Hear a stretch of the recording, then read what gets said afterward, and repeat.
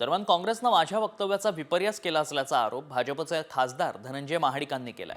काँग्रेसच्या रॅलीमध्ये सहभागी होणाऱ्या महिलांचे फोटो काढा, त्यांचा बंदोबस्त करू अशा शब्दात महाडिकांनी महिलांना दमदाटी केल्याचा व्हिडिओ समोर आला होता आणि त्यावरून त्यांनी आता स्पष्टीकरण दिलंय।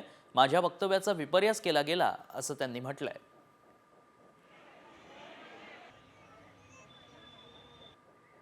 काँग्रेसचे नेते जर इथं मत मागायला आले, विशेषतः माता भगिनींनो, तुम्ही त्यांना विचारलं पाहिजे की 1500 रुपये देताना तुमच्या पोटात दुखत होतं, आता 3000 रुपये तुम्ही कुठून देणार आहे हे विचारलं पाहिजे।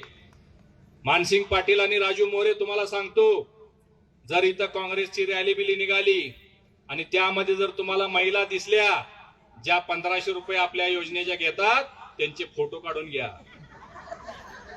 घ्या, त्यांची नावं लिहून घ्या। काँग्रेस एक नेहमीच पद्धत आहे, वोट जिहाद करण्याचा प्रयत्न करतात। वोट जिहाद होऊ नये ही माझी त्याच्या पाठीमागची भावना होती। या माध्यमातून जर काही महिला त्यांच्या रॅलीमध्ये किंवा सभेमध्ये गेल्या तर त्यांचे फोटो घ्या एवढ्यासाठी मी म्हटलं, नावं घ्या एवढ्यासाठी म्हटलं की कदाचित त्यांना या योजनेचा लाभ मिळाला नसेल तर भविष्यामध्ये आमच्या कार्यकर्त्यांनी त्यांना भेटून या योजनेचा लाभ द्यावा ही माझी त्याच्या पाठीमागची भूमिका होती।